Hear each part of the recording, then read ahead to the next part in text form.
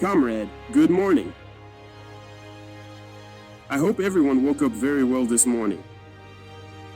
It's the last week of the first month of the year 2026.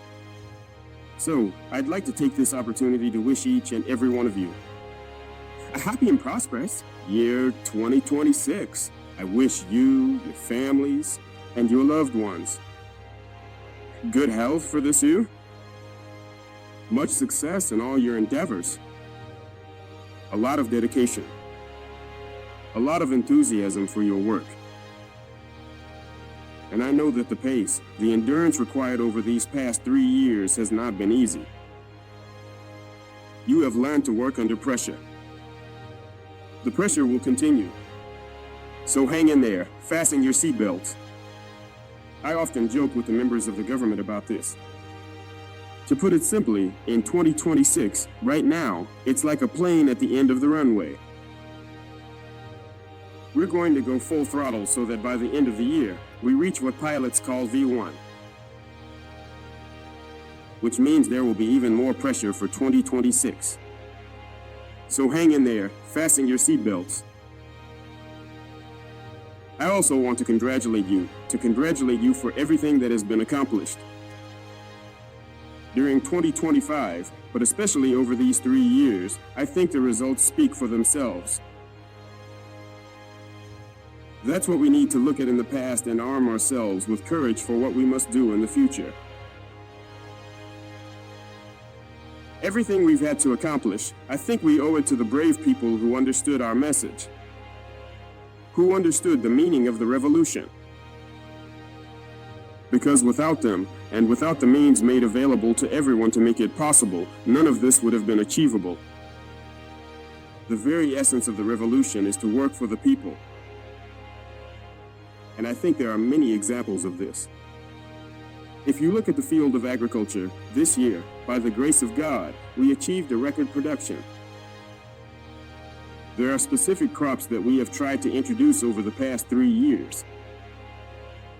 As I always say, weak minds, small-minded people, they always think it's impossible when you try to start something big. But you shouldn't listen to them.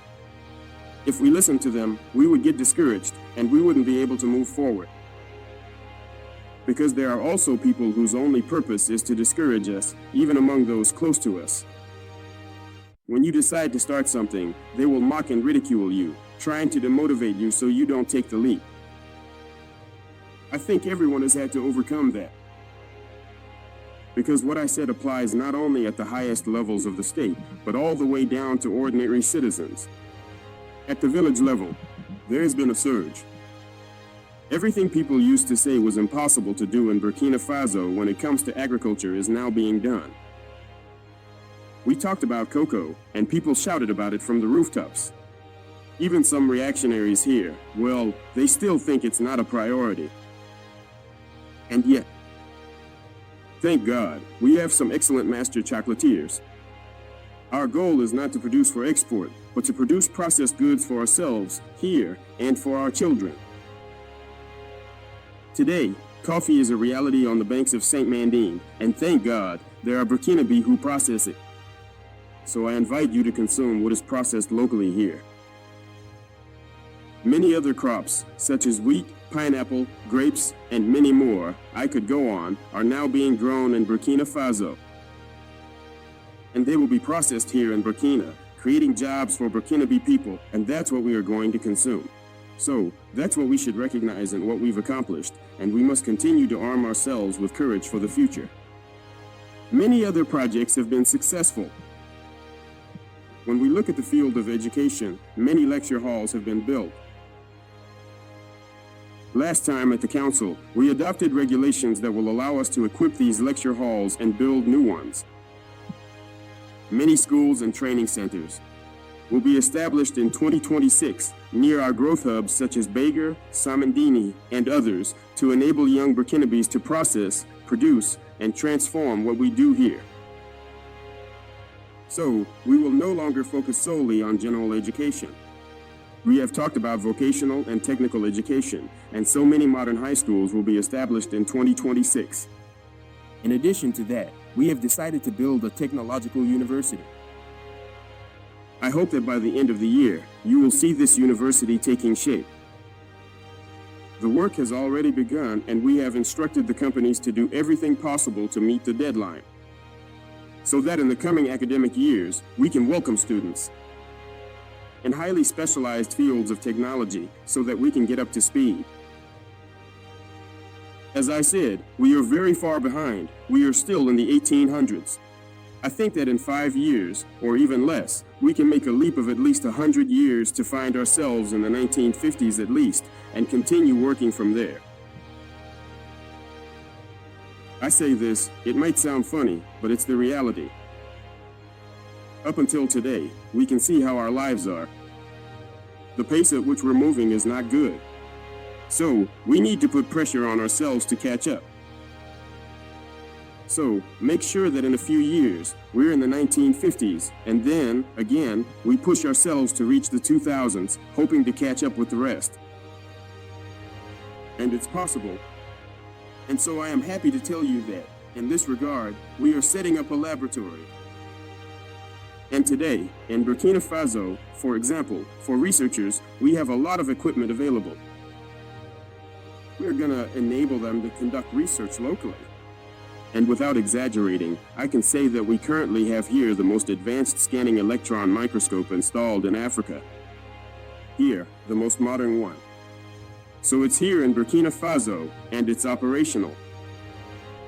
Researchers will now be able to do everything they need to do here, instead of having to go abroad to do it. And this will further encourage others to pursue research, and to make discoveries.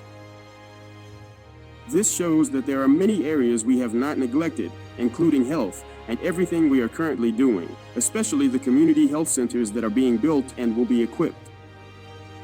That is also part of the set of measures adopted at the last council meeting. So all of this is to your credit. It is to the credit of the entire administration, and it is thanks to the support and backing. It is thanks to our valiant people that we are able to achieve this. The Faso Merbo initiative, which has now become an agency, when we started the highway, some people had doubts, because it was a project that had been around for more than a decade. Of course, we found the project, and when we tried to understand the project itself, it was a 4-lane highway. The mostly foreign companies that had made proposals, the cheapest one, I think, was $1,032 billion to build the 4 lanes. And so, they were offering to finance it for us so that it could be completed in 10 years at the shortest timeline. We have to be aware that we would be condemning generations not even born yet to loans of 50 or 60 years just to build a 4-lane highway that will soon be outdated. When we wanted to know if it was an 8-lane highway, some people even mocked us. Some contractors, they didn't believe it. In a country like this, 8 lanes. It's not reasonable. Some said it should cost us more than $3,000 billion. But as I said, in a revolution, it's about responsibility, it's about awareness. We're not going to fall into that pattern. That's why we decided to do it ourselves. Because we have confidence in our engineers, we have confidence in the potential of Burkina Faso, so we looked for equipment of all kinds. Today, on this construction site, I can say that the site is unique in Africa. There is no other highway project like this one that mobilizes so much equipment. There isn't any. For our clearing work, there are more than 100,000 man-hours on this site. I haven't seen anything like it. I gave myself 2 months so that they could finish the clearing, and I think they met the challenge. We are at 40 days, and they have already completed more than 70% of the clearing. And by February 15th, God willing, they will be done. Which means that the pace is well. There is nothing like it in Africa. And we are going to finish. It's a challenge. We are going to finish in a time frame that no one will believe. Because we already have everything at our disposal. All the machines, everything we need is here. All that's left for us to pay for is the fuel and the asphalt. Everything we need is here. Which means we are going to continue because there are many other highways that need to be launched in 2026 and whose construction must also begin. Infrastructure is a priority. It helps everyone, no matter who they are. Civilians, the armed forces, internal security forces, everyone needs road infrastructure. This means we need to focus on these achievements to see what we have been able to accomplish and to look ahead to the future. As I said, keep up the pressure, and I think that in 2026, there are so many major projects that need to begin, and you have to stay the course so that we can succeed in Paris. People will keep trying to discourage us. The imperialists never run out of tricks up their sleeves. They will keep spreading messages to tarnish our image, to demotivate us. We must not listen to them. There are also those so-called armchair slaves who can never change. As I said, for them, it's like a curse that follows them, no matter what you do. Genetically, they are slaves. Congenitally, they are alienated. They can only follow what the imperialists say. Show them the sun in broad daylight and they'll tell you it's night. So, it's a curse. And they will keep trying to discourage you, keep talking. But the most important thing is what you do. The reality is there and we are moving forward. That's what matters most. While they're busy making fun, mocking us, we are building factories, creating infrastructure, generating jobs, producing, and feeling good about it. That's the most important thing. So I invite everyone to do as the brave do. The defense forces, the security forces, the brave VDP, the imperialists, and certain NGOs of I don't know what have tried everything to undermine their morale. They tried everything, wrote, intimidated, threatened, but they continue to move forward calmly on the ground. Today, maybe some are tired. They don't talk about them anymore because the results are there. We are making progress and there are areas where we have already reached the borders just as we wanted, and they are in the process of being secured. On the ground, things are going very well. So do as they do, and this is the moment for me to pay tribute to them and to encourage them to continue this fight.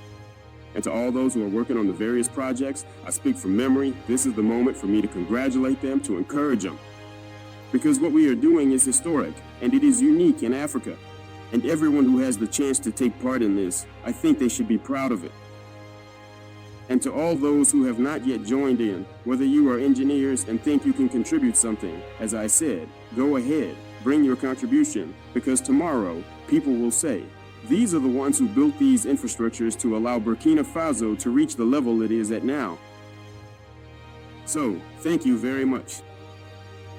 I wish you continued courage, because courage is something you all need. Courage is what you need to rise above everything that might be said. Best of luck to everyone for 2026.